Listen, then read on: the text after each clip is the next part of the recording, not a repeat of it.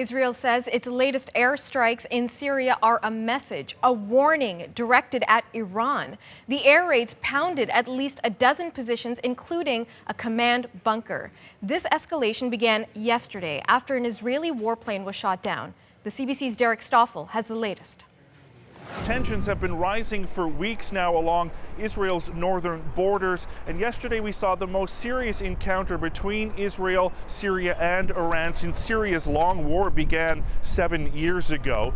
Israel launched 2 significant bombing raids yesterday, targeting Syrian and Iranian military positions on the ground in Syria, and that is significant for a number of reasons. It marks the first time that Israel has directly confronted Iranian military assets during Syria's war, and it's the first time in decades that Israel has lost a warplane. An F-16 fighter jet was brought down by anti-aircraft fire yesterday morning. The 2 pilots escaped and are being treated in hospital.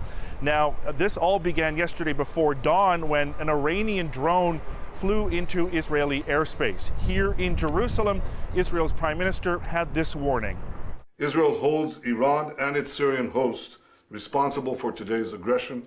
We will continue to do whatever is necessary to protect our sovereignty and our security. Prime Minister Netanyahu spoke by telephone yesterday with the Russian president.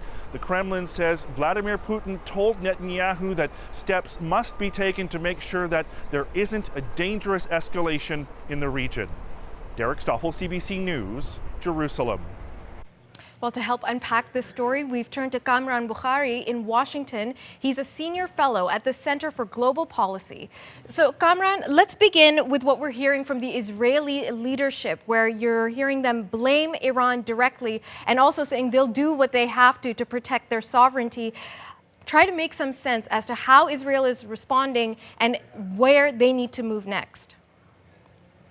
So, Natasha, I think that what happened on a Friday night, the night between Friday and Saturday, with regards to the drone and then the strikes launched by the Israelis, and then, of course, the shooting down of the F-16, that's just the latest. That's a significant escalation from what has been a pattern for quite some time, which is that Israeli aircraft from time to time conduct airstrikes on shipments of weapons moving from one side to the other. Inside Syria, and keeping an eye on Iranian movements and Hezbollah movements. I mean, this is the unintended consequence of degrading ISIS, which is that Iran has an upper hand in Syria. What do you make of Iran's role in all of this? Is the Israeli Prime Minister right? I think he is right in the sense that, of course, Iran and Israel are enemies, and Iran being on the northern doorstep of Israel is not good for Israeli national security. I mean, when you're dealing with strategic affairs, you don't rely on the good or bad intentions. You look at capabilities, and so they're looking at Iranian capabilities. And they know that Iran has ambitions to expand its footprint in the region, especially in Syria, using Syria as a launchpad to project power beyond. And so that's a big concern for Israel. Kamran, looking at it from this vantage point, this is bad news for Israel. It's theoretically very bad news for Iran and certainly bad news for Syria. So who stands to gain from this? That's where I'll say that, none of these actors have an interest in escalation and confrontation on a large scale. But at the same time, their imperatives, their strategic interests can collide.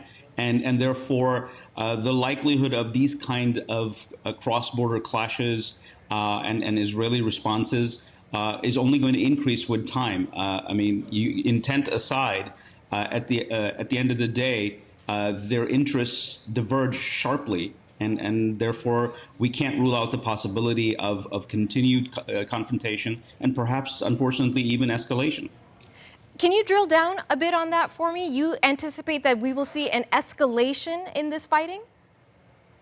I mean, look, if one side is sending in a drone, the other side is taking that as a hostile act and then engaging in action, in counterstrikes, and therefore then that puts the ball back in the Iranian-Syrian court. and therefore, it's a tit for tat. And so the question is perceptions and misperceptions. Will they contain the situation to the current levels, or is there a risk, a danger of escalation? I'm not taking any chances, and I don't want to rule out the possibility of escalation, even though none of the actors involved want to go down that road. So what would need to happen within the next day or so for all of this to settle down? I think that, the ball is in the Syrian-Iranian court. They may be emboldened by the fact that they've brought down an Israeli F-16, which hasn't happened, in quite a while. So they may be encouraged to escalate or to counterstrike. And that's the problem. One side takes a step, the other side has to countermand that, and then you have a tit for tat. And I think I'm going to watch for what the Iranians will do. And of course, the Israelis have continued to remain vigilant and conducting preemptive strikes. So how do the Syrians and the Iranians react at the next Israeli preemptive strike?